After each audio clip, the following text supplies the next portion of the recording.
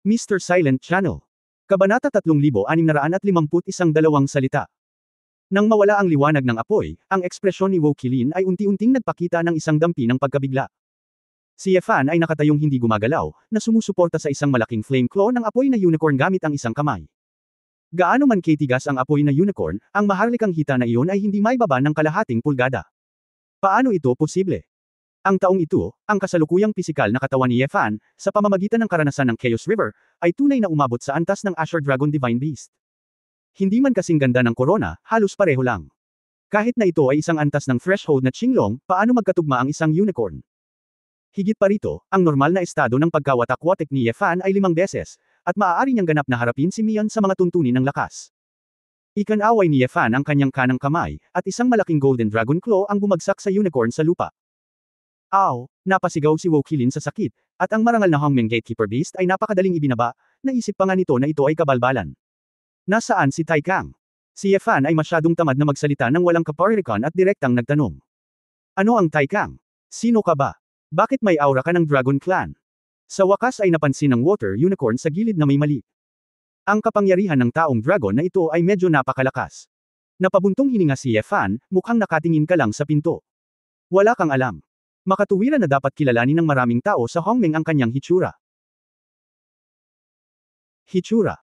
Ang dalawang unicorn na ito ay hindi dapat lumabas ng gate, at wala silang alam na anumang balita, kaya naglakas loob silang makipag-away sa kanya. Sa wakas, tatanungin kita, nasaan si Jian Yuzo? Pumunta lang muna si Yefan sa Soul Witch. Anyway, ibinigay niya ang huling balita ni Tai Kang. Prinsesa Yuzo. Siya ang anak ng Demon Emperor at ng Bloody Suzaku, kung ilalabas natin ang kanyang kinaroroonan. Nakakagulo talaga. Ang mga mata ni Yefan ay kumislap ng asul-gintong liwanag, na nagpapakawala ng mga mata ng isang dragon. Sa kanyang kasalukuyang paglilinang, kahit na ang dalawang unicorn beast ay wala ring kapangyarihang lumaban. Ang mga unicorn ng apoy at tubig ay nagulat lahat, at ang kanilang mga ekspresyon ay naging mapurol. Si Jian Yuzo ay nasa tirahan ng mga ninuno ni Wang. Hindi nagtagal, ang dalawang unicorn ay masunuri na inilagay ang lahat ng impormasyon na alam nila. Nagtapat na ako. Ito ay isang. Nakakaawa na ang dalawang kalakal na ito ay pag-aari ni Hongmeng at naghihintay na mamatay, at kakaunti ang kanilang nalalaman. Nag-isip sandali si Yefan, at inihagis lang sila sa Yantian Ring. May isang maliit na lila sa kanyang bahay, at dalawang unicorn ang nawawala. Yaya. Ang dalawang mature na unicorn ay dapat tumulong kay Xiao Zi na lumaki. Kung magiging masunurin ang dalawang unicorn, hindi man lang nag-aalala si Yefan. Tutal, nasa loob pa rin sina Prince Gao at Mian. Lahat ng. Isang biglaang, ang tuktok ng bundok na natatakpan ng niebe ay pulang-pula. Parang walang laman ng gate. Napabuntong hininga si Yefan na may damdamin. Noong una siyang dumating sa Hongmeng, napilitan siyang maging mahinahon at tiisin ito. Noong naging yeguhan siya, naramdaman niyang napakalayo ni Hongmeng. Pero, ngayon, nakapag-teleport na siya sa kalawakan. Pinilit niyang pumunta sa pintuan ng Hongmeng, at gusto niyang pumasok mag-isa. Ang Hongmeng na ito ay walang disenteng paghihigpit upang ipagtanggol ito. Gaano ako kalaki ng silbi sa dalawang unicorn na ito? Ungol ni Yefan. Biglang nagsalita si Prince Gao. Kung tama ang pagkakaalala ko, dapat ay maraming mahiwagang paghihigpit sa nakaraan. Natatakot ako na baka pilitin silang bawiin ng ilang dakilang kapangyarihan. Ngumiti si Yefan at sinabing. Prince Gao, hindi maganda ang ugali mong sumilip. Kung hindi dahil sa dalawang idiot na dinala mo, walang pakialam ang matanda. Ngumiti si Yefan, may isip na ang dalawang unicorn ay tahimik sa sandaling ito. Huwag mong kainin ang dalawang unicorn na iyon, pinananatili kong kapaki-pakinabang ang mga ito. Hindi ito gusto ng haring ito. Boy, tingnan mong mabuti ang mga salitang nakasulat sa pinto. Siya ang nagtatag ng Hongmeng. Sa unang tingin, hindi ito malinaw na nakita ni Yefan, medyo malabo ito. Matapos pakinggan ang mga salita ni Prinsipe Gao sa sandaling ito, maingat kong natukoy ito, at pagkatapos itong makita ng malinaw, hindi ko maiwasang matigilan. Ang mundo ng panik, ang malawak na universo, at lahat ng uri ng pagbabago ay isinama lahat dito. Hoy, sumipsip si Yefan ng malamig na hangin, at ang kanyang anit ay namanhid. Hindi ko akalain na may makakasulat ng dalawang salita na may ganitong misteryosong masining na paglilihi. Maaaring ito ay isang salita na isinulat ng lumikha. Napabuntong hininga si Prinsipe Gao, ang maaaring gawin ni Lu na bantayan si Hongmeng dito, at kung sino ang matatawag na nakatatandang kapatid, ay natural na ang lumikha, ngunit hindi ko alam kung sino yun. Malinaw. Matagal na tumitig si Yefan, itinatak ang dalawang salitang ito sa kanyang isipan. Kailangan niya ng ilang oras upang lubos na pahalagahan ang misteryo, at talagang wala siyang gaanong libreng oras ngayon. Ayon sa paglalarawan ng dalawang unicorn, pumasok si Yefan sa Hongmeng Universe at dumiretso sa planeta kung saan matatagpuan si Jian Yuzo. Bagamat malaki si Hongmeng, hindi mahirap para kay Ye Fan na makahanap ng isang Jane Yuzu na may kasalukuyang kamalayan. Pagkaraan ng ilang sandali, napansin ni Ye Fan ang isang pamilyar na aura. Ginamit ni Jian Yuzu ang soul teleportation para iligtas ang mga tao ng ilang beses, ngunit masasabi ni Ye Fan ang pagkakaiba. Ang isang nagniningas na pulang halaman ay nasa lahat ng dako, sa isang napakarilag at eleganteng patio. Nakaupo si Jian Yuzu sa bench na bato, hawak ang scroll, ngunit hindi gaanong nagbasa. Ang kanyang kaluluwa ay may likas na kakayahan sa mahiwagang kakayahan, at maaari niyang tiktikan ang lahat ng uri ng mga lihim sa pamamagitan ng kaluluwa ng ibang tao. Matapos malaman na si Jiu Shang Tiaingong ay magpapadala ng isang mamamatay tao, siya ay nabalisa.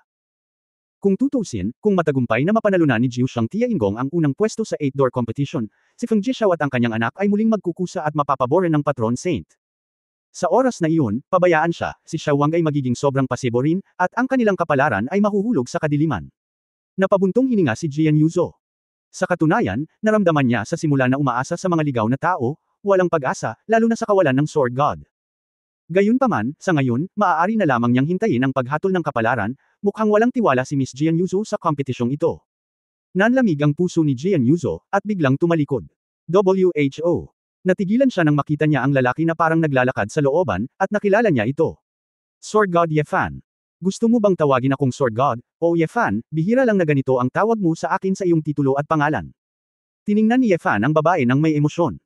Ang Jian Yuzo na ito ay talagang napakahawig kay Jian Zizai, ngunit medyo malamig ito, at hindi dapat lumapit ang mga estranghero. Hindi ka patay. Bakit ka pumunta dito? Hindi ito maintindihan ni Jian Yuzo. Bagamat walang gaanong tao dito, marami rin ang mga eksperto. At mayroon ding isang malakas na pagbuo ng Kiman, kung ang karaniwang tao ay lumalapit ng kaunti, ito ay magti-trigger ng pagbabawal. Ngunit pumasok si Ye Fan, na parang may tao at ang pagbabawal ay walang kabuluhan.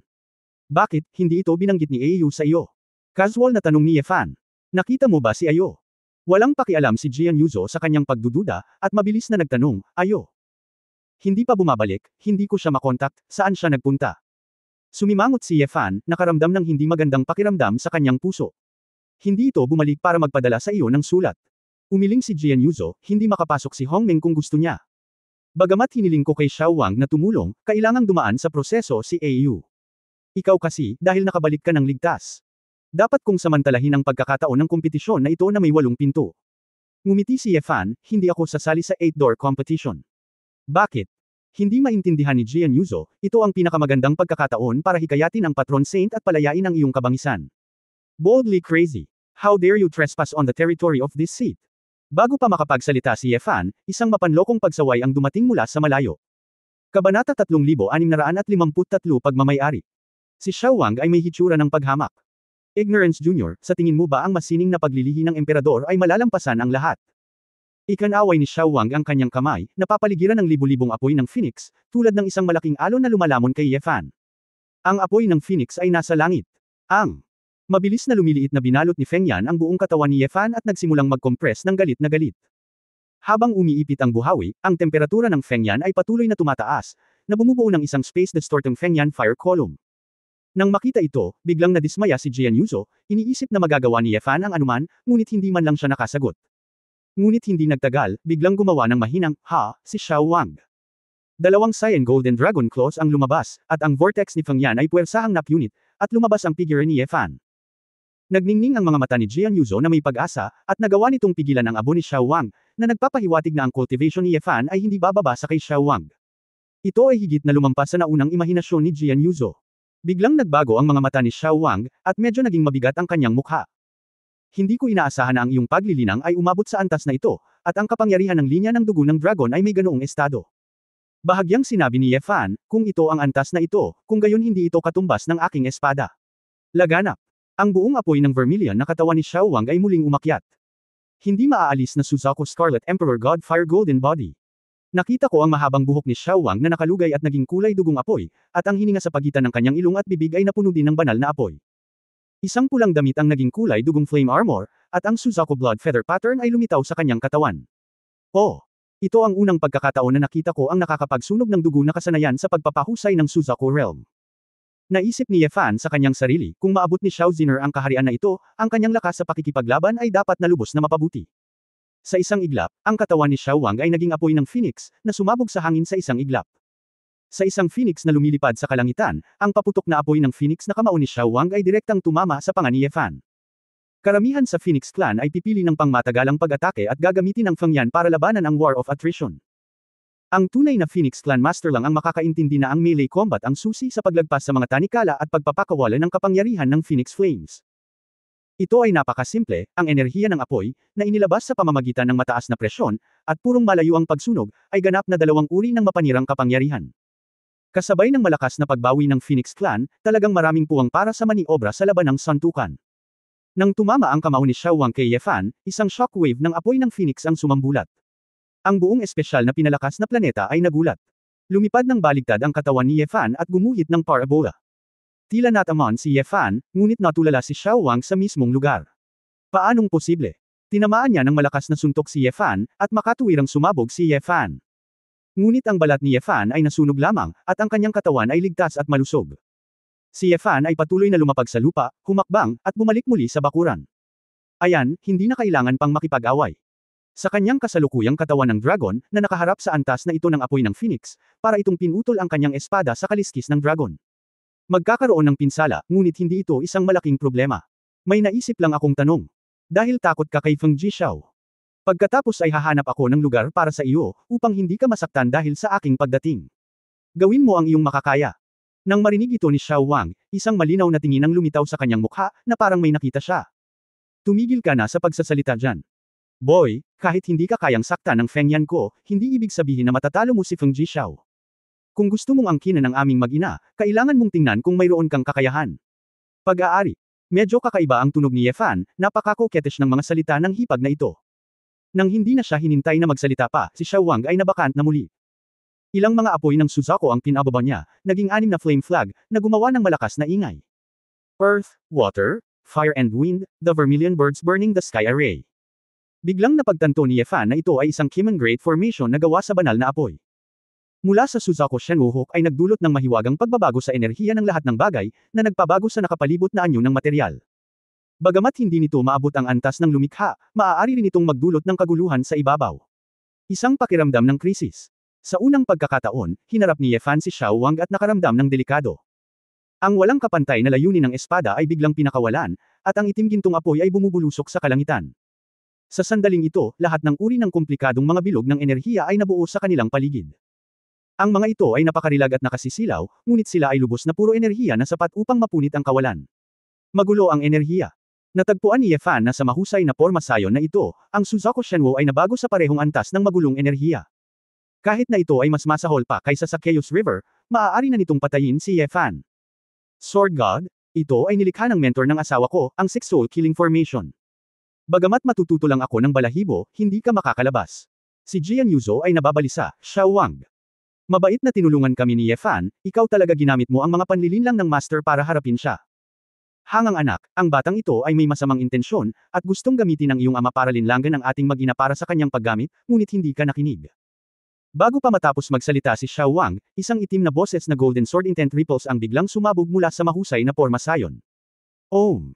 Ang 6 na panig na banner ng Shenwoo ay direktang naputol, at ang mahusay na porma sayon ay agad na nabigo. Natigilan si Xiao Wang at bumulong-bulong, ikaw. Paano mo mababaliwala ang Six Souls Great Formation? Bumantong hininga si Ye Fan, hindi ko gustong gumamit ng espada laban sa iyo, ngunit dahil ginamit mo ang panlilinlang ng Heavenly Sage laban sa akin, kung gayon ginagamit ko ang espada, hindi ito kawalan. Ang Demon Emperor ay pantay sa akin, at gusto ko talagang alagaan ang iyong mag-ina, bakit ka nag-isip ng masama? Nena si Xiao Wang, kalokohan mo ang sinasabi mo.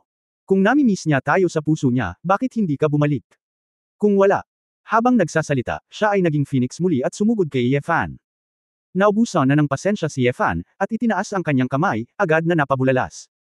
Maaaring patayin ng sword intent si Xiao Wang, ngunit ang pagpigil ni Ye Fan ay walang silbi. Ang Heavenly Secret Dragon Crossbow ay naging libu-libong asul-gintong sinag ng liwanag at sumabog. Dahil sa anggulo ng pag-atake ni Xiao Wang sa oras na ito, imposibleng makaiwas, at tiyak na masasaktan siya. Naisip ni Ye Fan na pagkatapos ng paglipat na ito, hayaang huminahon si Xiao Wang at alamin ang agwat sa pagitan nila. Ngunit ayoko, si Xiao Wang ay kumain ng daan-daang dragon crossbows. Dumaan ang dragon crossbow sa kanyang katawan, parang putik na baka na pumapasok sa dagat, nang walang anumang alon. Hindi lamang iyon, ang opens iba ay patuloy na walang tigil. Bang! Kinarga ni Feng Yan at itinulak si Ye Fan palabas ng ilang daang metro. Natigilan si Ye Fan, paano makakain ang babaeng ito ng daan-daang dragon crossbows na hilaw at magiging maayos. Sa oras na ito, ang mga kamao at paa ni Xiao Wang ay naging malakas na hangin at nagliyab, at marahas na inatake si Ye Fan. Sinubukan ni Ye Fan ang parehong mga suntok, at pagkatapos na maipasa ang suntukan, nalaman niyang magaling talaga si Xiao Wang kahit paano siya lumaban. Paano ito posible? Ang kanyang kasalukuyang pag-atake ay katumbas ng isang berdeng dragon na tumatama sa babaeng ito. Kahit na ang kanyang katawan ay pinalakas ng Suzaku bloodline, hindi ito maihahambing sa Qinglong. Kabanata 3654 na muling lumitaw kahapon. Ye Fan, tumigil ka sa pakikipaglaban. Hindi mo siya mapapatay. Masama kapag naakit mo ang hukbong Hongmeng. Malakas na sumigaw si Jian Yuzo, nalampasan ni Ye Fan ang kanyang inaasahan, at hindi siya maaaring ilibing dito. Gayunpaman, nag-concentrate si Ye Fan sa pagmamasid kay Xiao Wang kasama si Wu Zuang, at pagkaraan ng ilang sandali, sa wakas ay may napansin siyang kakaiba. May misteryosong enerhiya sa paligid ng katawan ni Xiao Wang, na hindi pa napansin ni Ye Fan. Ito ay hindi pamilyar na enerhiya, patuloy na nagpapalipat-lipat. Oras. Magagamit mo ba ang oras? Walang gaanong lakas na hindi maintindihan ni Ye Fan ngayon. Sa paghusga mula sa epekto, ito ay dapat na ang kapangyarihan ng oras. Sword God, ngayon dapat mong maunawaan na hindi ka mananalo laban sa akin. Binago ni Xiao Wang ang kanyang himig, tila naaprubahan din ang lakas ni Ye Fan. Ngunit tiwala siya, kahit na mas malakas ang sword intent ni Ye Fan, hindi niya matatalo ang sarili niya. Ang pinsalang natanggap mo ay nailipat sa nakaraan. Bagamat hindi maintindihan ni Ye Fan ang partikular na prinsipyo, halos masusuri niya ito. Oo, ang muling pagpapakita ng kahapon, ng upuang ito ay mag-iiwan ng lahat ng pinsala sa kahapon. Ibig sabihin, kahit gaano mo pasaktan ang upuan na ito, hindi ako masasaktan ngayon, mamatay pa. Buong pagmamalaking sinabi ni Xiao Wang, maliban kung maaari mong patuloy na patayin ang upuang ito ng higit sa isang araw, kung hindi. Ang upuan na ito ay hinding-hindi masasaktan. Ang dila ni Ye Fan, ang mahiwagang kasanayang ito ay talagang walang kahihiyan. Gaya ng sinabi niya, maliban na lang kung si Xiao Wang ay malubhang nasugatan ng higit sa isang araw, palagi niyang may iwan ang sakit sa kahapon. Ngunit ang problema ay ang kahapon ay wala ng kahulugan, si Xiao Wang ay nabubuhay lamang sa sandaling ito. Kaya, hindi mahalaga si Xiao Wang, gaano kalaki ang pinsalang nagawa mo sa kanya, ayos lang siya ngayon. Maaaring hindi si Xiao Wang ang pinakamalakas na umaatake kay Hongmeng, ngunit sa mga tuntunin ng depensa, maaaring isa talaga siya sa pinakamagaling. Talagang kamangha-mangha. Bagamat hindi talaga ito ang kapangyarihan ng oras, ito ay sapat na kamangha-mangha upang matutunang gamitin ito. Ang muling pagsilang mula sa abo ay isang pangunahing pagbawi. Malinaw na nilinang ni Xiao Wang ang kanyang paggaling sa sukdulan, upang mabawi niya ang sarili ng kahapon. Hanggat nakaligtas siya sa bawat minuto at segundo ng kahapon, makakaligtas siya ngayon. Sword God, ang labanan dito ay nagpaalerto sa mga tao sa kalapit na universo, hindi ka makakatakas. Tiwalang sinabi ni Xiao Wang, ang mga pag-atake sa kanyang mga kamao at paa ay hindi nagpakita ng mga palatandaan ng paghinto, at patuloy na lumaban. Bahagyang ngumiti si Ye Fan, hindi ko kailangang tumakas.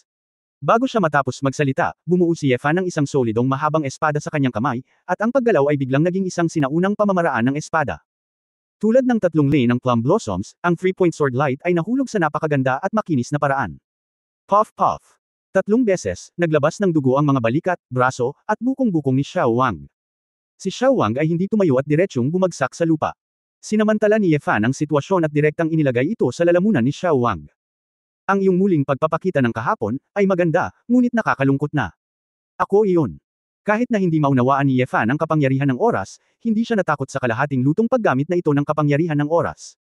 Kung hindi mo maintindihan, sapilitan mong sisirain.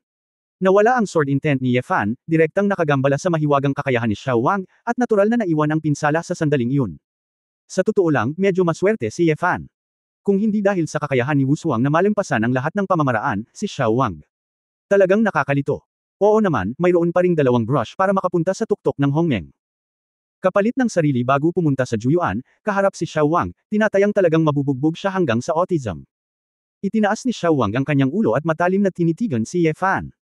Mahirap maghilam ng mabilis ang sugat dahil sa sword intent. Ngunit hindi siya nakaramdam ng sakit, ngunit ang kanyang mga mata ay medyo komplikado. Maaari mo talaga akong saktan. Ang huling makakasakit sa akin ay kalmado pa rin. Ang boses ni Xiao Wang ay may dampi ng pagkalungkot, isang dampi ng pait, at isang hindi maipaliwanag na lasa. Si Jian Yuzo ay lumutang sa sandaling ito, na may hitsura din ng pagtataka. Sa pagtingin sa mga mata ni Ye Fan, medyo, natakot, siya sa unang pagkakataon. Bagamat hindi niya gusto ang biolohikal na ina, hindi niya kinwestiyon ang lakas ni Xiao Wang. Kaya madaling sinira ang muling pagpapakita ng kahapon. Ito ay simpleng hindi kapanipaniwala. Imperial Swordsman.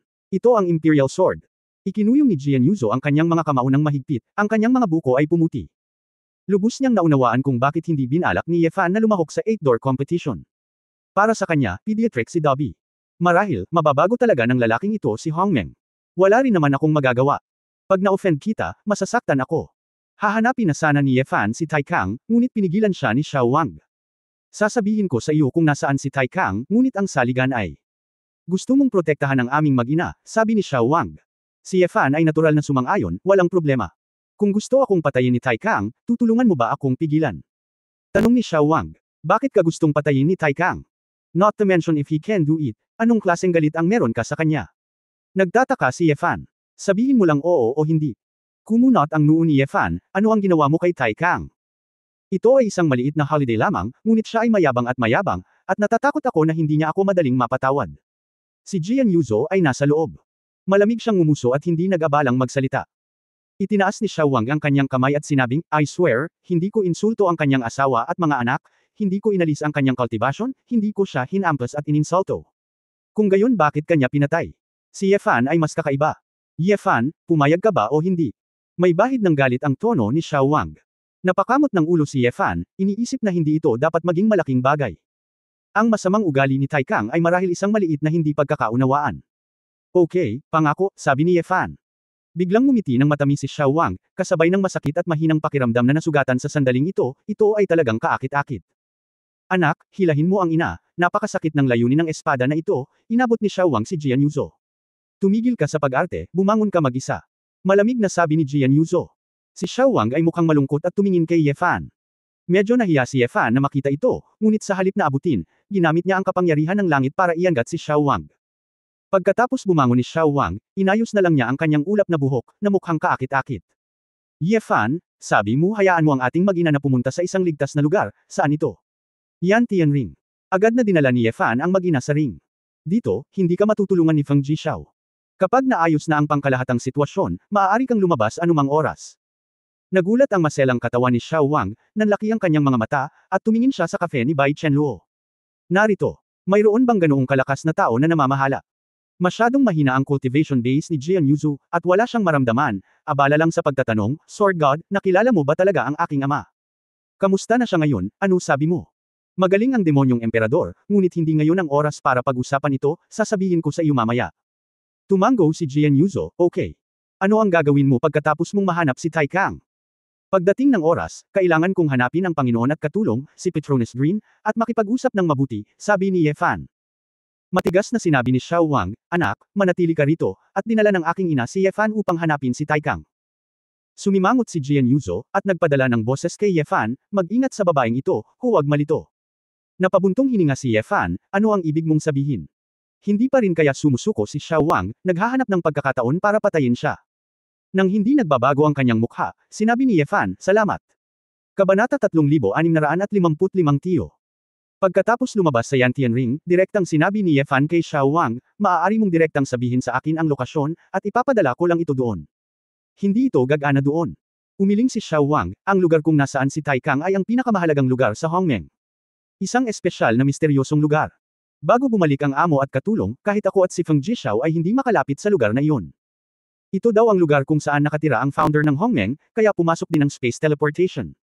Huwag kang pumunta. Sumimangot si Ye Fan, ano ang relasyon ng matandang foodie na ito at ng founder ng Hongmeng? Okay, please lead the way. Nakinig si Xiao Wang, na nagpapakita ng hitsura ng hinaing, isang akaw, wala akong pangalan. Ye Fan, nasaktan ka ba bago mo ako kinasusuklaman? Gawin. Huwag hintayin si Ye Fan pagkatapos magpaliwanag, nagpatuloy si Xiao Wang, yulang anak na babae at balo na ina, sa mapanganib na lugar na ito ng Hongmeng, hindi ito madali. Pagkaalis ni Zizai, gumugol ako ng maraming pagsisikap para protektahan si Yuzo, hindi mo lang ako naiintindihan, ang likas na ugali ng isang ina ay protektahan ang kanyang anak at mag-ingat sa sinumang gumagawa sa kanya ng masama. Hindi nakaimik si Ye Fan, at hindi siya masyadong nagsalita. Masyado kang nag-iisip, tapos tatawagan kitang hipag. Hipag. Maingat na tanong ni Xiao Wang, na may kislap na pananibik sa kanyang mga mata, at nagtanong, ikaw ba ay isang malayang sinumpaang kapatid? Kung tutusin, mas matanda sa akin ang emperador. Kung gayon maaari mo akong tawaging Wang, at maaari mo akong tawaging hipag, nakangiting sabi ni Xiao Wang. Bulong ni Ye Fan sa kanyang puso, pamagat lang ito, bakit napaka-partikular mo rito? Fair na, hipag. Okay, Tito, mahinang tawag ni Xiao Wang. Tito. Napaawang ang bibig ni Yefan. Oo, kung tawagin mo akong hipag, hindi ba tito ang tawag ko sa iyo? Mapaglarong sabi ni Xiao Wang. Hindi alam ni Yefan kung tatawa o iiyak, kaya nasa kanya na iyon. Nagsimulang manguna si Xiao Wang. Bagamat ang karamihan sa distansya ay maaaring palitan ng teleportation sa kalawakan, pagdating sa huling distansya, kailangan itong umasa sa paglipad. Hindi rin nakilala ni Yefan ang posisyon, kaya sumunod na lang muna siya. Hindi umimik si Xiao Wang, at nang may kausap siyang chismis, hinarap lang ito ni Yefan. Tito, may hiniling ba sa iyo ang kapatid mo na sabihin sa akin? Sinabi ng Demon Emperor na ikaw ang pinakaangkop na kandidato, at hindi siya masyadong nagsalita. Ngumisi si Xiao Wang, maaari niya akong tingnan mo talaga. Nagtaka si Yefan, nabalitaan kong magkasama kayong dalawa, at napagkasunduan ito ng maaga. Kung gayon, hipag, dapat ay alam mo na ang Demon Emperor ay pupunta sa Juyuan, tama ba? Oo, alam ko ito bago ako nagpakasal. Oo, sabi ni Xiao Wang. Kung gayon, ano ang tingin ko sa iyo? Mukhang may hinanakit ka ngayon sa Demon Emperor. Tanong ni Yefan. Tumalikod si Xiao Wang, at biglang naging malinaw ang kanyang mga mata, dahil taos-puso ako sa kanya. Nang makita ang sexing alindog na ito, na may bakas ng nakakaawa at inosenteng mukha, hindi naiwasang mamangha si Yefan, ano ito? Tulad ng isang babae na nanganak ng isang bata.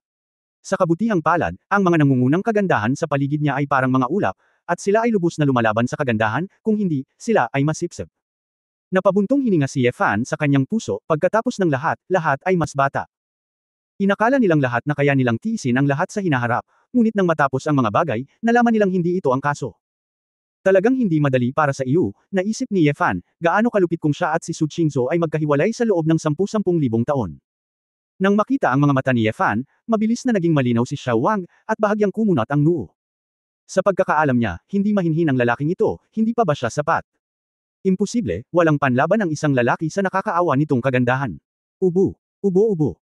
Biglang umubo ng marahas si Xiao Wang, at umubo pa ng ilang subo ng dugo. Biglang nagulat si Yefan, anong problema? Hinaway-kaway ni Xiao Wang ang kanyang kamay at pinunasan ang dugo sa gilid ng kanyang bibig. Okay lang, siguro matagal na akong nasaktan, at hindi pa kumpleto ang sugat ng sword intent. Ang layunin ko sa espada, hindi ba nawala ang lahat?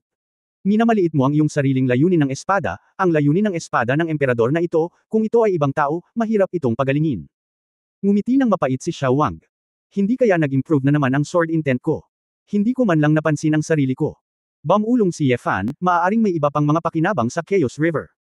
Nang makitang mabilis na namutla ang mukha ni Xiao Wang, nahiya siyang pilitin itong lumayo pa. Bagamat sa tingin ko ay medyo kakaiba ang pinsalang ito, maaari ko lang siyang pagalingin muna. Mag-ingat, huwag magmadali, sabi ni Yefan, at kumuha ng ilang hilang elixir. Matapos abutin ni Xiao Wang at kunin ito, itinuro niya ang isang maliit na mundo sa ibaba, at sinabing, may bukal ng bulkan dito. Kung maa-absorb ko ang ilan sa essence ng bulkan, dapat ay mabilis akong maka-recover. Tumango si Yefan at walang pagtutol.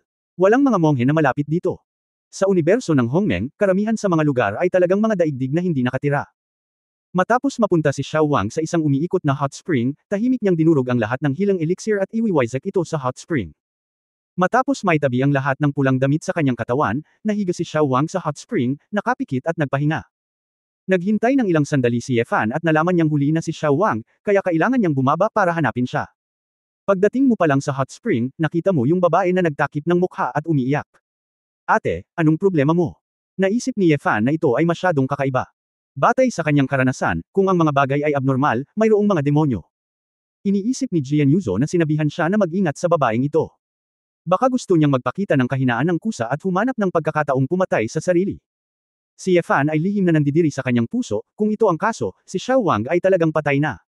Ako, ayos lang ako. Ngumuso si Xiao Wang, pinunasan ang kanyang mga luha, biglang bumangon mula sa hot spring, at tumalikod. Iniisip ko lang.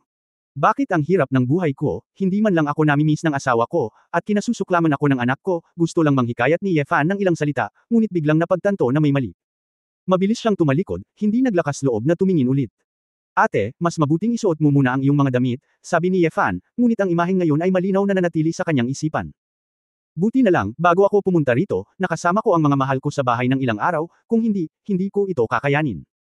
Napangiti si Xiao Wang, so mahiyain si Tito. Ako ay isang matandang babae at isang practitioner, kaya hindi ko na kailangang magpigil. Oh, hindi ko sinasadya, sorry, nahihiyang sabi ni Yefan. Mukhang mali ang pagkakaintindi ko sa tito ko noon, at akala ko gusto mong makasir sa mag-ina natin, pero hindi ko inaasahan na gentleman ka pala talaga. Lumabas si Xiao Wang mula sa hot spring at pumunta sa likod ni Yefan. Nang hindi naghihintay na magsalita si Ye Fan, niyakap na niya si Ye Fan mula sa likod. Si Ye Fan ay tensyonado sa lahat, sumisigaw sa kanyang puso, damn it. Ano bang meron sa babaeng ito? Anong uri ng pagpatay ito? Tito, hayaan mo akong hawakan ng mga alipin sandali, katatapos ko lang umiyak. Sabi ni Xiao Wang, at nagsimulang humikbi. Medyo naninigas na si Ye Fan ngayon, na para bang hindi nararapat ang puwersahang itulak siya palayo, ngunit hindi tama para sa kanya na yakapin at umiyak ng ganito. Jane Zizai, bakit mo napili ang malatubig na asawang Tokwa? Ito ay masyadong mislan. Kabanata 3656 na isang bagay. Nang makitang medyo mainit ang kanyang katawan, alam ni Ye Fan na may mangyayari. Inspirasyon. Direktang naglabas ng clone si Ye Fan, at pagkatapos ay isang kapalit. Biglang umalis si Ye Fan sa posisyon na iyon, at niyakap lang ni Xiao Wang ang clone. Ate, kuminahon ka, aakyat ako at hihintayin kita. Iniwan si Xiao Wang, na nalilito, lumipad sa ere si Ye Fan nang hindi lumilingon. Binitiwan ni Xiao Wang ang kanyang kahoy na avatar, kinagat ang mga labi ni Hua, at may matinding pag-ayaw sa kanyang mga mata. Bagamat may mga maliliit na pagliko, matagumpay na dinala ni Xiao Wang si Ye Fan sa mundo kung saan matatagpuan ang bakuran. Sa sandaling dumating si Ye Fan sa planetang ito, hindi niya napigil ang sumimangot. Pwede i-teleport ang space dito, bakit mo nasabi na hindi pwedeng i-teleport? Talaga. Mukhang nagulat si Xiao Wang, nagbago na ba? Dahil bumalik na ang master. Medyo naghinala si Ye Fan, ngunit hindi ito ang oras para magkumpara. Sa di kalayuan, naaamoy ni Ye Fan ang amoy ng scallion oil, at ang usok mula sa pagluluto ay umaalingaw-ngaw. Ang matandang foodie at si Ye Kyun ay abala sa pagkain gaya ng dati. Ang ikinagulat ni Ye Fan ay ang ilang mga lalaki at babae na nakadamit tulad ng mga babaeng nayon at mga asawang nayon. Bellfinger. Jalan. Sumimangot si Ye Fan. Hindi niya inaasahan na maging ang Seventh Kingdom ay isang sangla lamang para sa matandang foodie. Diyos ng Espada. Paano ka nakarating dito? Hindi ka patay. Si Tai Kang, na sinusubukang magsibak ng kahoy na panggatong, ay nakita si Ye Fan nang tumingala siya, ang kanyang mga mata ay parehong nagulat at masaya. Paminsan-minsan ay naririnig ko ang balita tungkol kay Ye Fan dito, at minsan alam kong nawawala si Ye Fan. Ngunit matatag na naniniwala si Tai Kang na si Ye Fan ay hindi mamamatay ng ganoon kadali at tiyak na babalik. Desperado niyang itinaas ang palakol at pinutol na kahoy, para malagpasan din ang sagabal na ito at hamanin muli si Ye Fan. Ngayon, bagamat nahihirapan pa rin si Tai Kang, naputol man lang niya ang 2 piraso ng kahoy na panggatong gamit ang palakol. Hindi alam ni Tai Kang kung gaano siya nag-improve, ngunit, malinaw na nararamdaman niyang nagbago siya ng husay. Bakit, ang hari ng baril ay naging isang mangangahoy? Nakahinga si Ye Fan nang makitang maayos ang taong ito, kung hindi, talagang mahirap harapin sina Patricia at Katie. Anong kilalang panauhin ang darating? Sinampal ni Bellfinger ang mga buto ng kalabasa na may mapanuksong ekspresyon. Amataba, Sword God, stay safe, nakangiting sabi ni Bar. Hinawakan ni Ye Kyun ang isang kaldero ng tinadtad na manok at nakangiting sinabi, Master Ye Fan, tama lang, kagagawa lang ng scallion chicken. Pinunasan ni Ye Wuya ang kanyang apron gamit ang 2 kamay, ang kanyang mga mata ay nagpapakita ng kakaibang hitsura. Isang dampi ng kasiyahan. Anak, bumalik ka na talaga. Bumilis ang tibok ng puso ni Ye Fan nang marinig niya ito. Mukhang alam mo na ang lahat. Ngumiti si Ye Wuya at hindi sumagot, sumenyas lang, pumasok ka, hindi mga tagalabas, sabay tayong kumain. Di ba mga tagalabas? Sarili mo pa rin ba? Ngumisi si Ye Fan. Haha, ang sabi mo, di ba? Kapag ginawa mo ang isang bagay sa aking asawa, hindi na iyon mauulit muli, sabi ni Ye Fan. Si Ye Wuya ay mukhang walang pakialam, hindi, ito ay talagang isip bata. Kung hindi ka kakain, ang babaeng iyon ay papasok upang kumain. Salamat, senyor, pero hindi na kailangan ni Wang, dinala mo lang si Sword God dito para makipagkita kay Mrs. Kang, huwag kang manggahas na pumasok at mangistorbo. Si Xiao Wang ay labis na kinabahan, na may magandang asal na ekspresyon, sumunod sa likod ni Ye Fan, tulad ng isang magandang ugali na maliit na manugang, na walang karaniwang reyna na ugali. Diyos ng Espada. Maagang natuklasan ni Tai Kang si Xiao Wang, ang kanyang mga mata ay parang isang hayop, at nagtanong siya sa mahinang boses, bakit kasama mo ang asong ito? Sumimangot si Ye Fan, Tai Kang, kumain ka ba ng dinamita? Siya anong problema mo? Siya at ako ay hindi mapaghihiwalay. Pabilis ng pabilis ang pagsulong ng lakas ni Tai Kang, inikat niya ang kanyang ulo at binuhat si Kang Gunal mula sa dingding. Pare hayaan mo akong lumabas. Papatayin ko ang asong iyon. Hindi ka maaaring lumabas bago matapos ang panggatong, umiling si Ye Wuya. Galit na galit si Tai Kang na nagngangalit ang kanyang mga ngipin, nakatitig kay Xiao Wang na parang nakulong na hayop. Sa sobrang takot ni Xiao Wang ay lumiit siya at nagtago sa likod ni Ye Fan, nakakaawa. Tito, hindi ko naman talaga siya sinaktan, kailangan mong maniwala sa akin. Nagtaka si Ye Fan, Tai Kang, anong uri ng puot mayroon ka? Kung hindi mo linawin, hindi ako papayag na saktan mo siya. Bakit? Ang kanyang buhay at kamatayan. Anong nangyari sa'yo? Tanong ni Tai Kang. Nangako ako sa kanya na dadalhin ko ako dito, at aalagaan ko siya, sabi ni Ye Fan. Sandaling nag-isip si Tai Kang at ngumisi, naaalala ko, gusto mo ang mga babae, tila niloloko mo siya. Hindi nakaimik si Ye Fan, kung talagang may matinding galit si Xiao Wang sa iyo, diretso mong sabihin. Kung hindi mo linawin sa sarili mo, kailangan mong gawin ito kapag nagkita kayo. Bakit may katwiran ka? Ang ginawa niya sa akin ay hindi karapat-dapat na mamatay. Anong nangyari sa kanya? Okay ka na ba ngayon? Nagulat si Ye Fan. Malamig na sumangot si Tai Kang at hindi nagpaliwanag, ang araw na umalis ang haring ito ay kung kailan mamamatay ang asong ito. Kang, I'm sorry. Hindi ko akalain na kamumuhian mo ako ng sobra pagkatapos kitang makulong ng ilang araw. Pagkabihag. Bumantong hininga si Ye Fan, Tai Kang, halos saktan mo ang kanyang anak, kinulong kanya ng ilang araw, bakit ka nagdaramdam ng ganyan? Wala kang naiintindihan. Isa siyang vixen. Nagmura si Tai Kang. Naalala ni Ye Fan ang tagpo ng mainit na bukal, at ikinulong ang kanyang mga labi, maliban kung hindi ka determinado, wala kang kinalaman. Ako. Napakahirap sabihin ni Tai Kang, kaya naiirita na lang niya si Kang Gunaw sa lupa. Patuloy na tumalikod at magsibak ng kahoy. Nagpapasalamat na bamulong si Xiao Wang, salamat tito, magsalita ka para sa akin. Sinabi ni Ye Fan, ate, bakit hindi ka muna manatili kay Miss Yuzo, may pag-uusapan ako. Okay, pagkatapos ay mag-ingat, nagbigay ng banayad na pag-aalala si Xiao Wang at pumasok sa Yantian Ring. Dumating si Ye Fan sa bakuran. Ang paghihigpit sa bakuran ay walang kabuluhan sa kanya, at napilitan siyang sirain ito. Master Ye Fan, sa pagkakataong ito, iba talaga, ang layunin ng espada ng emperador ay talagang kamangha-mangha. Nagniningning ang mga mata ni Ye Kyun. Sumimangot si Tai Kang, at ang kanyang mga mata ay nagpakita ng bakas ng ayaw. Hindi siya makalabas, na nagpapahiwatig na mas mababa pa rin siya kay Ye Fan. Lumapit si Ye Fan kay Ye Wuya at sinabing, matandang mahilig sa pagkain, dahil alam mo kung saan ako nagpunta, dapat mo ring malaman. Wala na bang maraming oras sa mundong ito? So ano? Tanong ni Ye Wuya sa kanyang sarili, inilabas ni Guzi ang mabangong kanin mula sa tubo ng kawayan. Sword God, anong ibig mong sabihin? Ano ang ibig mong sabihin na ang mundo ay nauubusan na ng oras? Natatarantang tanong ni Tai Kang. Hindi sumagot si Ye Fan, at nagpatuloy sa pagtatanong, kung ikaw ay Wumang, Ye Wuya, o sino man. Gusto ko lang malaman, ito ba ang gusto mong makita? Itinaas ni Ye Wuya ang kanyang ulo at pumikit. Sa pagbabalik tanaw, ngumiti siya at nagtanong, anak, huwag kang mag-alala, papatayin kita. Dati akong nag-aalala tungkol dito, ngunit ngayon naiintindihan ko na ang pagpatay sa akin ay hindi ang iyong layunin, mayroon kang mas malaking ambisyon. Kahit na, hindi mo sinasadyang tumayaki na Jishuan Yuan at Chiyo. Sinadya mong hikayatin ako sa simula, para hindi ko alam na kasama ako sa laro. Haha, ngumiti si Ye Wuya, dahil nahulaan mo na ito. Bahagi nito, sa tingin mo ba ay may pakialam ako sa maliit na mundong ito? Huminga ng malalim si Ye Fan, oo naman. Walang kinalaman sa iyo ang mga bagay sa underworld. Sa aking palagay, walang kabuluhan ang mga bagay na ito. Payo ko rin sa iyo, huwag kang maantala sa ilang bagay na walang halaga, hindi ito katumbas ng halaga. Sinabi ni Ye Wuya, kung ako sa iyo, ang limang yin at yang, ang ligaw at ligaw, lahat ay dapat iwanan, at ngayon ay dapat kang tumutok sa isang bagay. Ano? Lakasan mo. Nagpakita ng ningning ang mga mata ni Ye Wuya, napakalakas nito kaya hindi ka magagalaw ng mga taong iyon, at natatakot pa sila sa iyo. Kung mabubuhay ka, magkakaroon ka ng pagkakataong gawin iyon. Kabanata 3657 Palakol. Sa bakuran, mukhang naguguluhan sina Belfinger, Jalan, at Tai Kang. Hindi nila lubos na naiintindihan ang sinasabi ni Ye Wuya kay Ye Fan. Pero dahil lang sa hindi nila naiintindihan, nakinig silang mabuti.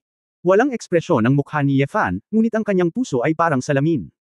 Tama, ang mungkahi ni Ye Wuya ay talagang maayos. Kung gusto mong lutisin sa panimula ang pagkawasak ng mundo, o labanan ang gininto ang sibilisasyon na maaaring gumanti anumang oras, ang pagiging mas malakas ang susi. Gayunpaman, ito ay tiyak na tulad ng isang, ginto at jade magandang salita, na nagpa-flash sa isip ni Ye Fan sa hindi mabilang na mga pag-iisip. Mula noong una siyang nakipag-ugnayan sa matandang foodie, hanggang ngayon, ang hindi mabilang na mga pahiwatig sa daan ay tumuturo sa isang conclusion. Hindi kailanman binalak ni Ye Wuya na magpakamatay sa simula pa lang. Dahil sa ngayon, wala nang silbi sa kanya ang pagkamatay niya.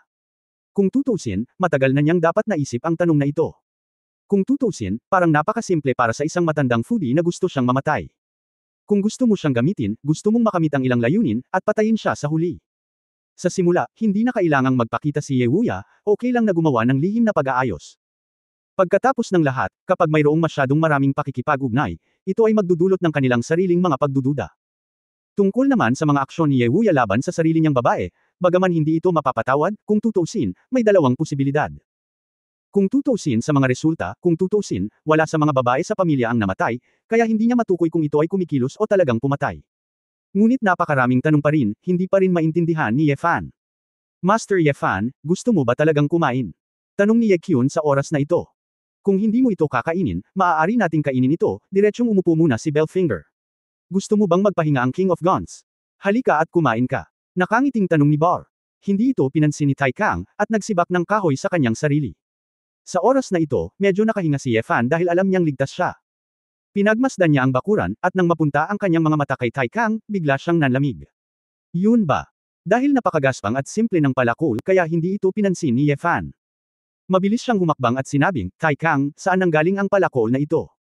Ngumisi si Tai Kang, sa wakas ay nakita mo na ang palakol na ito ay may kakaibang pinanggalingan. Ito ang relic ng matuwid na ama at kapatid, at ito ay dapat na isang likas na kayamanan. Ang kangganir ko, noong una akong dumating dito, hindi man lang ako makapasok sa bakuran. Hindi ko dinala ang aking baril sa bakuran hanggang sa may angat ko ang palakol. Kapatid ni Ye Wuya. Baka si Green kapatid.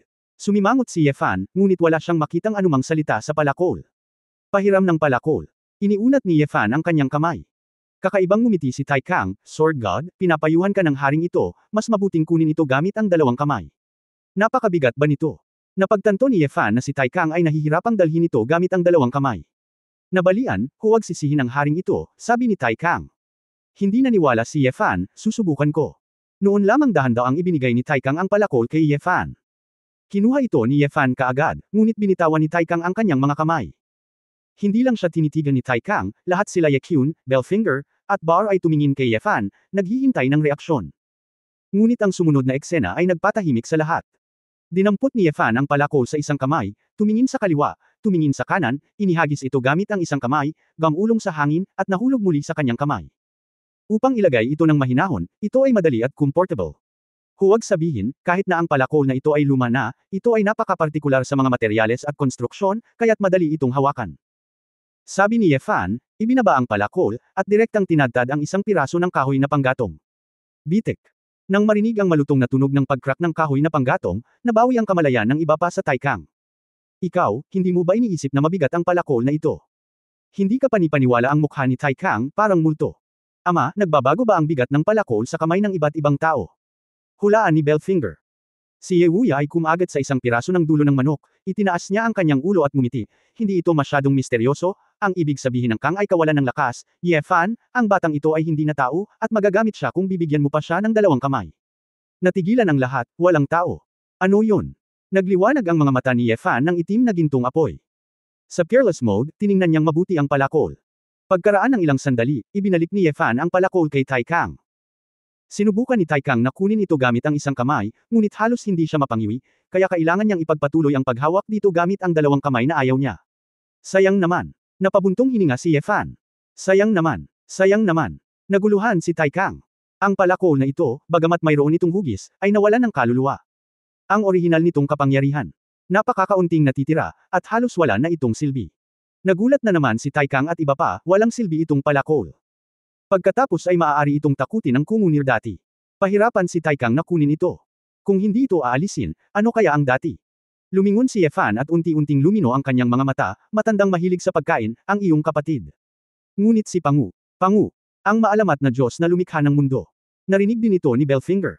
Paano posible na ang mga Diyos tulad ng Pangu, Nuwa, at Foxy ay halos kapareho ng mga Titan noong sinaunang panahon? Sa lakas ng adoptive father, mas mataas siya sa mga Titans. Bago ang labanan ng mga higanteng Diyos, ito ay hindi tungkol sa mga ninuno ng mga Titan, ngunit noong sinaunang panahon.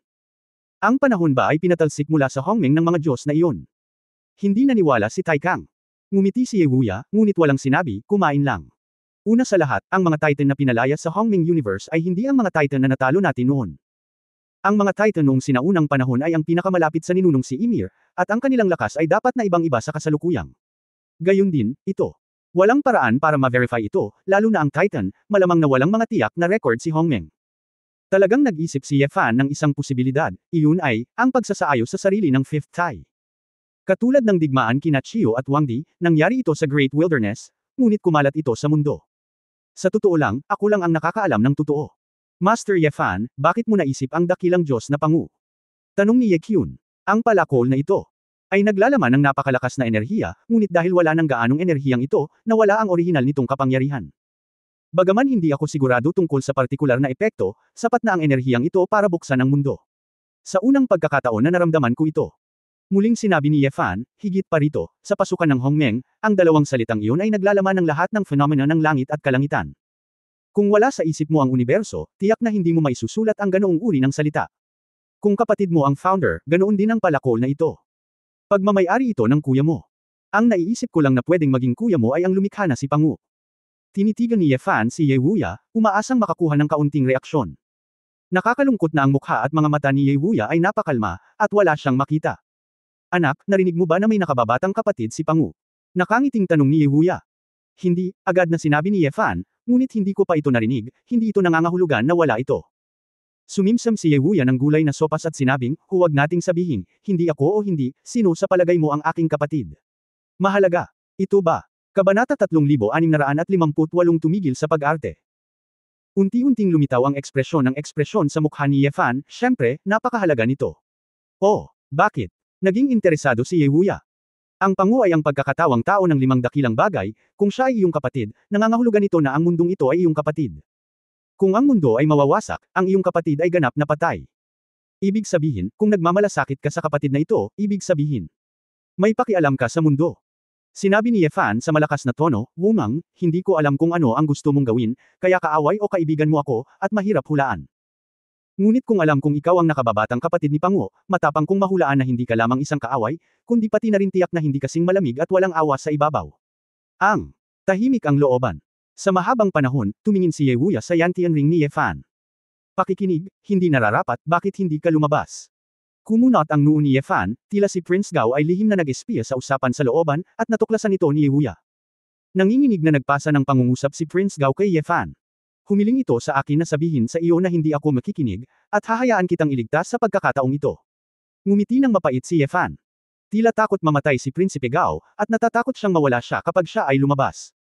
Nagkatinginan ng iilang tao sa paligid, hindi alam kung sino ang nakikinig. Anak, kinuha ni Ye Wuya ang panyo, pinunasan ang kanyang bibig, at sinabing, ang iyong pangangatwiran ay medyo makatwiran. Pero, marami pa ring pagkakamali. Anong mali? Hindi naman importante, ang mahalaga ay nauubusan ka na ng oras, itong mundo, nauubos na ang oras, kailangan mong pumili. Sumimangot si Ye Fan, tila nag-aatubili pa rin ang matandang foodie na aminin ang lahat. Hindi ko alam kung hindi ko masabi, o ayaw kong sabihin. Sinulyapan niya ang palakol, na nawalan ng kapangyarihan, at nahulog sa malalim na pag-iisip. Nakagawa ako ng isang pagpipilian, at ang aking pinili ay hindi natitinag. Oh, sigurado ka. Dahan daw ang lumingon si Ye Fan, tumingin kay Ye Wuya at sinabing, tama ka, ang pagiging mas malakas ang pinakamahalaga at ang tanging paraan upang malutas ang problema. Para makamit ang isang layunin, hindi iyon ang gusto ko. Kaya, Watay, gusto kong makatipid. Gusto ko ring protektahan ang mga taong pinapahalagahan ko. Mukhang hindi nagulat si Ye Wuya, umiling siya na may mahinang ngiti, katulad ni Lao Lin, gusto mong laging may bakas ng kawalang kasalanan. Inosente. Kalimutan mo na, at least hindi ka magsisisi, sabi ni Ye Fan. Sa tingin mo kaya mo? Hindi kaya ni Lao Lin, dahil lang sa iyo ngayon. Hindi ako sigurado, kaya ko talaga. Kung gagawin mo, huwag mong subukan, paano mo malalaman kung gagana ito? Tumawa si Ye Fan. Umiling si Ye Wuya, tamad na magsabi pa. Natigilan si Tai Kang, sword.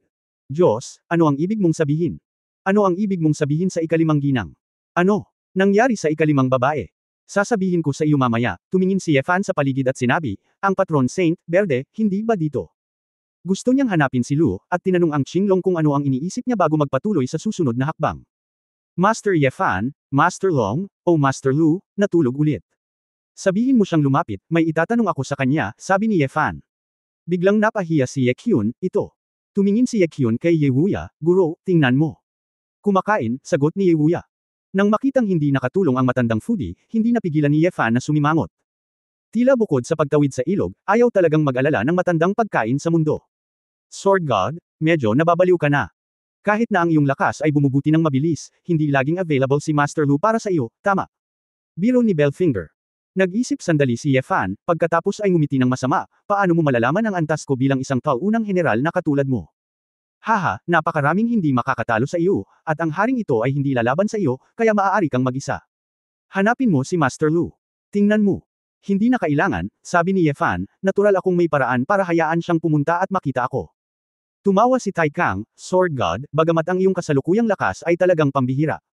Inamin din ito ng haring ito, ngunit iyon ay hindi isang pag-iral na may isip mo.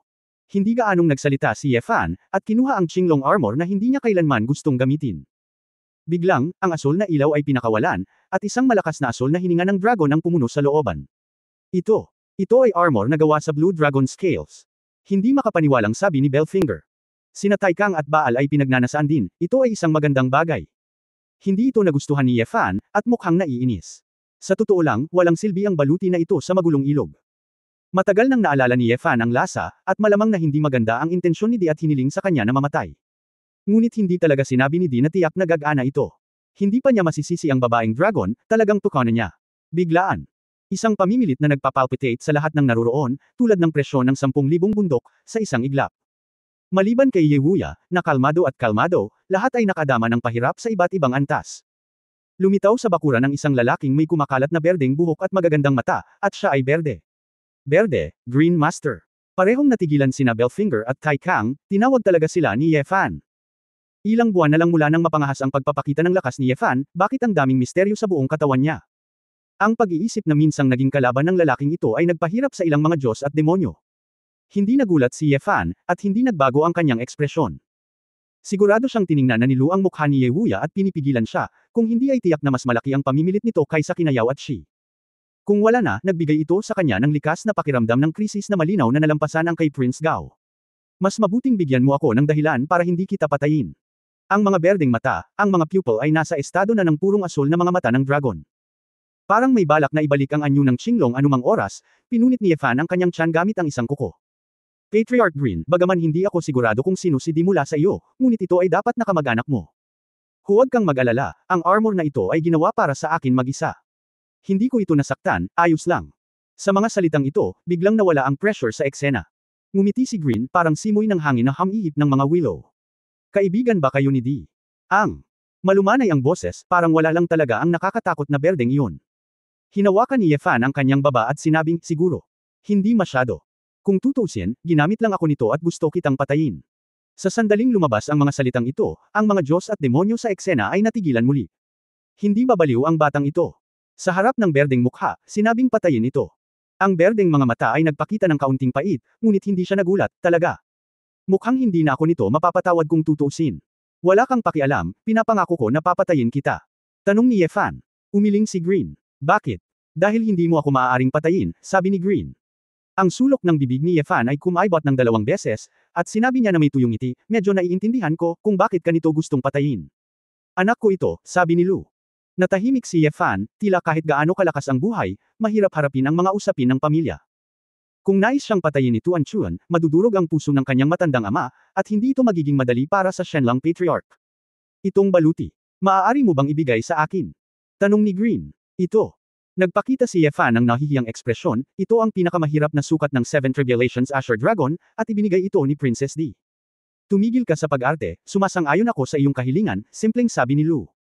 Tuwang-tuwa si Ye Fan, alam mo ba ang layunin ng pagpunta ko rito? Kabanata 3659 na nagdagdag ng apoy. Napatingin si Green kay Ye Wuya, at ngumiti ng misteryosong, salamat sa dati kong kaibigan, mas marami akong alam tungkol sa iyo kaysa sa iniisip mo. Talaga. Si Ye Fan ay sumulyap sa kanya na medyo malungkot ang matandang foodie, nagchichismis ka tungkol sa akin sa likod mo. Iniunat ni Lu Yi ang kanyang kamay, ibigay mo sa akin ang baluti, at pagagalinggan ko ang batang iyon para sa iyo. Natigilan si Ye Fan, anong bata? Lumapit ka sa akin, ayaw mo bang pagalingin ang anak mo? Ayon sa pagkakaunawa nito, si Ye Fan ay nagsisikap na maglinang, gusto lang maging anak ng isang kakaibang bilang at bumalik sa normal. Ngumiti si Ye Fan at sinabi, mukhang mali ang pagkakaintindi mo. Totoong gusto kong pagalingin ang aking anak, ngunit hindi kita hinahanap para dito. Anak ko, ako mismo ang magpapagaling sa kanya maya-maya, at sa totoo lang, baka hindi mo siya mapagaling. Mabuti anak ko. Masyadong komplikado ang hitsura ni Tuan Chuan.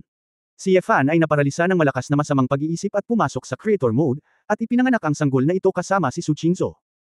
Ngunit dahil pilit na binaligtad ni Ye Fan ang katotohanan, si Tuan Chuan ay naging isang magandang buhay na hindi dapat umiral. Hindi pa rin alam ni Ye Fan, ang magkaibang genes nila ni Su Qingzhou ang naging dahilan upang panatilihin ito ni Tuan Chuan. Hindi pa rin namamalayan, ginagamit pa rin niya ang kakayahan ng lumikha para ipagpatuloy ang pagkakaroon ng kanyang anak na babae. Sa madaling salita, marami pa ring misteryo ang Tuan Chuan. Kahit na may kakayahan ng 9 Tribulations Asher Dragon na lumikha ng mga bagay, maaaring hindi nito maibalik ang mga bug na ginawa niya. Pagkatapos ng lahat, siya ay emperador, ngunit si Green ay hindi. Nadama ni Ye Fan na para sa kapakanan ng kaligtasan at para sa pagtubos, dapat niyang lutisin ito mismo sa halip na humingi ng tulong sa iba. Umiling si Lu, hindi ba para sa anak mo? Nandito ka ba para humingi ng kapayapaan? Maging para sa kapayapaan. Umiling si Ye Fan, nandito lang ako para pag-usapan ng tungkol sa pakikipagtulungan. Gusto kong makipagsanib puwersa sa iyo upang pagsamasamahin ang lahat ng puwersa ng universo sa pagitan ng Hongmeng at ng Ligaw. Gusto niyang iligtas ang Yin Yang 5 Taste na malapit ng masira. Ang unang hakbang ay dapat na isang tigil-tigilan sa universo. Kung hindi, kapag siya ay gumawa ng isang solusyon, ang lahat ng mga buhay na nilalang sa kaharian ay wasak, paano mo iligtas ang isang umutot? Hindi lang hindi kayang lumaban, kundi magkaisa din para harapin ang banta ng underworld. Bahagyang nagbago ang berdeng kutis. Ang pagtawag at pagtutulungan ay tila magkatulad, ngunit hindi sila pareho. Ang makipagpayapaan ay nangangahulugan na ang panig ni Ye Fan ay malambot, at iniyuko niya ang kanyang ulo at humihingi ng tawad. Ang kooperasyon ay nangangahulugan na si Hongmeng ay hindi natatakot kay Hongmeng, at natukoy na si Hongmeng ay hindi kayang manalo sa isang digmaan. Bata, bagamat ikaw ay nasa ilang, ang iyong lakas ay medyo mabuti. Ngunit bukod sa iyo, ang ibang mga tao ay hindi sapat na nakakumbinsi upang kumbinsihin ang mga tao ng Hongmeng. Wala akong tutol, ikaw ang ganitong uri ng magandang ideya, ngunit kung gagamit ka lang ng kapangyarihan para pilitin si Hongmeng na maging pantay sa ligaw. Ang huling resulta ay isang labanan lamang laban sa isa't isa, at ang contradiction ay tumitindi. Tumango si Ye Fan, tama ka, sa mundo. May matandang kasabihan, ang kapangyarihan ay nagmumula sa baril ng baril. Kung wala kang sapat na kapangyarihan, ang pag-uusap tungkol sa pagkakapantay-pantay ay walang laman na usapan. Ang dahilan kung bakit mo inorganisa ang espesyal na 8-door competition na ito ay para bigyan si Savage ng ilang pagkakataon na ipakita ang iyong lakas. Tama. Inamin ni Lu, oo, ngunit ang dahilan kung bakit tinawag si Hongmeng na Hongmeng ay dahil mayroong lahat ng mga nilalang sa Hongmeng Universe, hindi dahil sa patron saint ng upuang ito. Sabi ng pamilya ko, imposibleng lubusang makumbinsi ang lahat ng lahi. Oral. Si Ye Yuan lang ang makakahimok sa mga tribo ng Hongmeng na huminto sa pakikipaglaban. Walang magawang sinabi ni Ye Fan, hindi mo ba alam na nagpadala si Feng Jishao ng mga mamamatay tao para patayin ang ating mga tao? Oo, ngunit ito ay isang bagay na dapat mong harapin, sabi ni Green. Kapag oras na para kumuha ng mga tao, hinahayaan mo pa rin ang iyong sarili at hinahayaan ang mga taong ito na magpatayan. Green, hindi ka man lang nagkusa na humanap ng solusyon, iniisip mo lang na magiging maayos ang lahat. Sabi ni Ye Fan. Medyo nadismaya rin si Lu nang marinig niya ito. Ang marangal na 9 Tribulations Qinglong ay tinuruan ng ganoong aral na halos hindi pa nangyari noon. Boy, baka sinadya mong hayaan ang upuang ito na direktang patayin ang mga taong iyon. Kung ganoon nga, ano ang pagkakaiba niyan sa digmaan? Kung ang anghel na tagapag-alaga ay pumatay sa kanyang sariling mga tao, kung gayon anong uri ng anghel na tagapag-alaga iyon? Ang buhay ay nagbabantay kay Hongmeng, pinapanood si Hongmeng na lumalakas araw-araw, paano mo maiintindihan ang dugo ng nakababatang henerasyon? Ngumiti si Ye Fan, hindi katakataka na ang Shenlong clan ay may ganoong opinyon sa iyo. Ikaw ay talagang isang magaling na dragon at isang malakas. Ngunit, ikaw ay talagang hindi magaling sa pamamahala. Kumunot ang noo ni Green at hindi na tumanggi. Anumang puwersang organisasyon, kapag may problema sa buto, kahit masakit sa buto, dapat itong ganap na gumaling.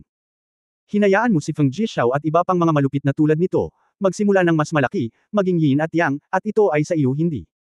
Bumantong hininga si Lu, Feng Jishao. Pinagmasdan ko siyang lumaki, hindi siya masyadong dominante noon. Saglit na napabuntong hininga si Ye Fan, mukhang, old good dragon, talaga itong si Lu. Sumusunod ito sa kalooban ng kanyang nakatatandang kapatid, at kahit na mabaigo ito at iwanan ang Shenlong clan, mananatili ito sa Hongmeng. Nilinaw ng mga lalaking ito mula sa Hongmeng na hindi na sila dalisay, at tahimik nilang itinaas ito ng paisa-isa. Nag-aatubili din itong walang awa na ituwid ito dahil sa kabaitan nito. Hanggat ang berde ay may kaunting, kamaong bakal, isang lalaking tulad ni Feng Jishan, imposibleng mabuhay hanggang ngayon. Sa katunayan, naiintindihan ito ni Ye Fan ng husto. Hindi siya malakas na tao, dapat maging malakas siya sa lahat ng paraan. Karaniwan ang berde, napakalakas, ngunit hindi niya alam kung paano maging isang pinuno. Sa asensya, ito ay ang pag-asa na ang lahat ay maayos, at ang buong mundo ay maayos at maganda. Nakakalungkot lang na dragon ang magandang kapalaran, kung gaano ito kabait at mabait, mas laganap ang masasamang pag-iisip ng mga taong iyon sa Hongmeng. Patriarch Lo, kung naniniwala ka sa akin, ibigay mo sa akin si Hongmeng. Mula ngayon, ako na ang magiging patron ng Hongmeng. Sabi ni Ye Fan na may nag-aalab na mga mata pagkatapos mag-isip ng ilang sandali. Sa sandaling lumabas ang mga salitang ito, si Taikang at ang iba pa ay tumingin ng may pagtataka. Ang lalaking ito, masyadong malaki ang hininga. Buksan ang iyong bibig at kainin ang buong Hongmeng. Halatang natigilan si Lu, anak, alam mo ba kung ano ang sinasabi mo? Ako ay matino, at sa palagay ko ay walang mas angkop na tao kaysa sa akin. Ang patron ng Hongmeng, paano magiging ikaw ang gusto mong maging? Kailan? Tanong pabalik ni Ye Fan, sabi mo, kilalang kilala mo na ako. Pagkatapos, sa tingin mo ba ay hindi ako mas kwalipikado kaysa sa iyo, maliban na ang aking lakas ay pansamantalang mas mababa sa iyo? Si Patriarch Green, ang founder ng Hongmeng ay hindi nagsabi na ang Petronas ay hindi maaaring palitan, tama ba? Patuloy na lumalaki, lumalawak, at patuloy na damadami ang bilang ng mga tao. Nag-iisa ka, paano mo mapapamahalaan ang napakaraming bagay? Dapat mong malaman na ang sitwasyon ng ating alyansa ng tao, kahit anong tingin mo rito, ako, ang emperador, ay mas may kakayahan kaysa sa iyo, tama? Nagtanong si Luo kung gusto mong maging patron, ngunit gusto mong patayin ang mga sumasalungat dito. Alam kong malalaki si Feng Jishao at ang iba pa, at kung gusto nilang kalabanan, tiyak na sasalakayin sila. Ngunit maipapangako ko sa iyo na hinding-hindi ako titigil sa pagpatay sa pamamagitan ng pagpatay, sabi ni Ye Fan. Sa katunayan, sa kanyang kasalukuyang kakayahan, walang problema sa pagpapakulong ng ilang mga tinik, at si Belial ay isang halimbawa. Nawala sa pag-iisip si Green, at tila isinasaalang-alang ang pagiging posible. Nagdagdag si Ye Fan ng isa pang apoy sa oras na ito at sinabing, Prinsesa Di. Napakadelikado na ngayon. Kabanata 3660 nag-iisa ako. Anong sabi mo? Nag-iba ang mukha ni Green, at mabilis siyang nagtanong, di ba sabi mo okay lang si Di? Napangiti si Ye Fan, mabuti pa ako bago ako umalis, ngunit. Ang kapangyarihan ng Underworld ay natipon, at ang Ghost Gate ay nawala ng ilang beses. Natatakot ako na kung lalayo pa tayo, ito ay mas mapalad. Kung hindi lang ganito, hindi ako magiging ganito kabalisa, gusto kong magkaisa ang mundo sa lalong madaling panahon para harapin ang susunod na krisis. Ang Ghost Emperor na iyon ay hindi isang bagay na kayang hawakan ng ordinaryong Qinglong. Halika, Patriarch Lu, sa ugali mo, ayaw niyang masira ang mundo ng ganito, tama ba? Bamulong si Luo, Ghost Emperor. Ang mga matandang iyon. Hindi ba siya patay na? Matanda. Kilala mo sila. Nagtataka si Ye Fan. Lumingon si Luo upang tingnan si Ye Wuya at nagtanong, Dragon Emperor, hindi ba pinatay mo sila sa simula? Sa mga mata ni Lao Lin, ang yin at yang ay karaniwang pareho. Dahil pinapanatili ka nila, natural na hindi nila sila papatayin. Walang katapusang pabaya. Sumimangot si Ye Fan. Maaaring ang Ghost Emperor ay ang taunang general ng ilang Demon Dragon Emperor. Kung ito ang kaso, kahit na ang lakas ay katulad ng kay Prinsipe Gao. Sa katunayan, sa antas na iyon, hindi madali para sa sinuman na pumatay ng isang tao. Kung mas malaki ang bilang at panlabas na mga pakinabang, mas maaari silang humawak hanggang sa wakas. To put it bluntly, sino ang makakarating sa ganitong level, sino ang walang killer sa ilalim ng box? Ang berdeng mukha ay nagpakita ng pag-aalala, at ang pagkakasala para sa kanyang anak ay hindi masabi. Kinagat nito ang ngipin at tinitigan si Ye Fan, na parang gumagawa ng malaking determinasyon. Sword God, ipinangako mo sa upuang ito na ang mga tao ng Hongmeng, ang lahat ng mga tao, ay dapat tretuhin tulad ng iyong alyansa ng tao, at tretuhin ng pantay-pantay. Tumango si Ye Fan, ayokong sayangin ang mahalagang kapangyarihang panlaban. Batay sa kanyang karanasan, sa katunayan, marami sa mga nangungunang powerhouse ng Hongmeng, ang mga Diyos na iyon, hanggat naiintindihan nila ng mabuti ang, madilim na enerhiya, at makapasok sa kaharian ng mga tunay na Diyos, hindi ito magiging masyadong mahirap. Kung tutuusin, hindi lang sila nagkaroon ng pagkakataon na makipag-ugnayan sa ganoong klase ng enerhiya noon, hindi sa wala silang ganoong kakayahan. Kaya, sayang kung papatayin ang mga taong ito. Kung maglakas loob kang kumilos ng walang ingat at sirain ang iyong pangako, hindi ka pababayaan ng upuang ito. Seryosong sabi ni Green. Ngumiti si Ye Fan at sinabing, maaari kang manood sa gilid, gayunpaman, sa loob ng 100 taon o higit pa, hindi ko akalain na ako ang magiging kalaban mo. Huminga ng malalim si Lu at sinabing, sa pagtingin sa iyo. Natatakot akong hindi ko kaya. Bakit? Tanong ni Ye Fan. Dahil kinuha mo ang tungkulin ng Patron Saint, pupunta ako sa Juyuan para tabyusan ang aking angkan, ang aking anak. Napabuntong hininga si Lu, at parang gamaan ang loob. Medyo natigilan si Ye Fan, gusto lang niyang ipaalam kay Lu na kritikal ang sitwasyon. Sa hindi inaasahang pagkakataon, ang babaeng alipin na ito ay tatakbo sa Juyuan. Ikaw, pumupunta ka rin sa Juyuan. Hindi napigilan ni Ye Fan ang matawa. Ano, hindi mo kayang pigilin si Hongmeng? Kung gayon, dapat mong linawin sa lalong madaling panahon, ayaw kong tuparin ang ipinagkatiwala ng aking kapatid, nakasimangot si Lu. Umiling si Ye Fan, hindi, kaya lang. Hindi ko inaasahan na gagawa ka ng ganoong desisyon.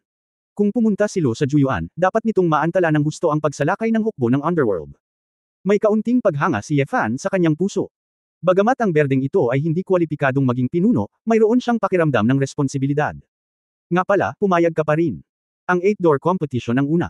I can make a request to you. Kung aalis ka, hindi ka ba magtitiwala? Nakangiting sinabi ni Lu, simple lang, tinutupad ng Petronas ang isang hiling, ngunit hindi mahalaga. Sinong Diyos na tagapag-alaga ang sinasabi mo? Hindi nakaimik si Ye Fan, paano pa niya magagawa ito? O, kung hahayaan mo ang iyong mga tao na mauna, hindi ka ba magiging okay? Walang pakialam na sabi ni Green. Kalimutan mo na ito, kumpara sa iba, ito ay isang maliit na bagay lamang, sabi ni Ye Fan. Sa sandaling iniunat ni Green ang kanyang kamay, isang cyan golden particle ang lumutang palabas. Bagaman ito ay sadyang pinigilan, ang kapangyarihang nakapaloob sa maliliit na particle na ito ay naging sanhi pa rin ng isang grupo ng mga taong naruroon upang magbago ang kanilang mga mukha. Long Yuan. Nakita ito ni Ye Fan sa pangalawang pagkakataon, ngunit sa pagkakataong ito ay kabilang ito sa Nine Tribulations Azure Dragon. Kunin mo. Alam ni Ye Fan ang ibig sabihin ni Lu at inabot niya ito upang kunin ito. Sa sandaling hawakan ng palad si Long Yuan, nagkaroon ng marahas na paso na halos hindi nasusunog ang kamay ni Ye Fan. Sa kabutihang palad, ginamit ni Ye Fan ang kanyang sword intent para sapilitang supulan siya, kaya hindi siya nakaramdam ng kahihiyan sa mismong lugar. Mula ngayon, si Ye Fan, ang iyong Diyos ng Espada, ay ang patron ng Hongmeng, gamit ang Long Yuan bilang patunay. Ang berdeng pangungusap ay muling inukit sa Long Yuan. Maingat itong itinago ni Ye Fan, at sa totoo lang, medyo lihim siyang natuwa. Mayroon siyang parehong Azure Dragon ng 9 Tribulations, ang Demon Dragon ng 8 Tribulations sa simula, at ang mga fragment ng Long Yuan, na nagkakahalaga ng research. Pagkatapos magsalita ni Green, binalik niya ang tingin kay Ye Wuya. Matandang kaibigan, Palm. Si Ye Wuya ay kumain at hindi nagsalita. Ngumiti si Green at nawala agad. Congratulations, young Master Ye Fan, mukhang sa pagkakataong ito, malulutas natin ang panganib ng Hongmeng, nakangiting sabi ni Ye Kyun. Hindi makapaniwala ang ekspresyon ni Tai Kang. Bagamat naramdaman niyang mas malakas si Ye Fan, hindi niya inaasahan na makikilala siya ni Lu. Not to mention Belfinger and Baal, natulala na. Ginawa talaga ng lalaking ito. Orihinal sa Seventh Kingdom, narinig ko na ang bibig ng Diyos na Espada ay kapareho ng kalooban ng espada, walang kapantay sa mundo. Mukhang totoo ito. Sinabi ni Bar Ang, Amataba, na may emosyon sa kanyang mukha. Pare, hindi siniseryoso ng batang ito ang mungkahi mo, bakit hindi mo siya pag-usapan? Maasim na sabi ni Belfinger. Tahimik na binigyan ni Ye Wuya ang kanyang sarili ng isa pang mangkok ng kanin, ngunit pagkatapos niyang matapos, nag-alinlangan siya at nagbuhos ng isa pang kalahati. Guro, bakit hindi mo ito kainin? Bakit hindi angkop ang pagkain ito? Tanong ni Ye Kyun. Biglang walang gana, mahinang sabi ni Ye Wuya. Sumimangot si Ye Kyun at bumantong hininga. Old foodie, alam kong tama ang iyong mungkahi, ngunit sa palagay ko ay tama rin ang aking pinili. Hindi ko ini-expect na tutulungan mo ako, pero sana huwag mo akong harangan. Si Ye Fan ay tumingin ng matalim na sumulyap kay Ye Wuya, sinabi niyang muli kay Tai Kang, sasabihin ko kay Katie na okay ka lang, mauna na ako. Kinailangan din niyang lumabas para tingnan kung ligtas ang mga taong sumali sa 8-door competition. Siya nga pala, sinamantala ko lang ang pagkakataong ito para makipag-showdown kay Hongmeng, at ako na ang head boss nila. Pagkaalis ni Ye Fan, ibinaba ni Ye Wuya ang kanyang trabaho. Walang gaanong masasabi, pagkatapos lumabas ng bakuran si Ye Wuya, nawala siya sa isang kisap mata.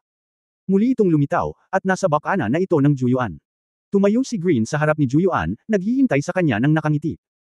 Talagang kilala mo ang batang iyon, talagang nakuha mo ito ng tama, sabi ni Lu na may kasiyahan. Sinabi ni Ye Wuya na may maluwag ng ngiti, ang batang ito ay may matigas na ugali. Kapag mas hinihiling mo sa kanya na gawin ang isang bagay, mas hindi siya handa. Sumakit ang ulo ko noong una, paano ko siya makukumbansi na palayain ang kanyang mga balak na pumatay at maging mabait sa mga batang ito ni Hongmeng. Buti na lang, nag-propose siya na lang ang mag-take over, and he also promised not to kill as much as possible. Sa wakas, makakapunta na ako sa dinang may kapayapaan ng isip. Nag-alok si Ye Fan na pumalit, at sa negosasyon, nagkaroon si Lu ng kalamangan at maaaring magmungkahi ng ilang kondisyon. Hindi pinangarap ni Ye Fan na akala niya ay nagsasamantala siya, ngunit sa katunayan siya ay, kinakalkala. Inunat ni Lu ang kanyang kamay at tinapik si Ye Wuya sa balikat, salamat. Walang dapat ipagpasalamat, ito ang intensyon ko. Kung hindi ako magpapahampas ng ilang letigo, magiging tamad ang batang ito, mahinang sabi ni Ye Wuya. Sadyang ngumiti si Green, at sa wakas ay sinulyapan ng Hongmeng Universe. Kaagad, ang kanyang katawan ay naging isang hindi maabot na matatag na asul na dragon, nagmamadaling pumasok sa Juyuan. Lahat ay payapa. Tumingin si Ye Wuya kay Juyuan at bumulong, oo naman. Sa huli, naiwan akong mag-isa. Pagtatapos ng kabanatang ito,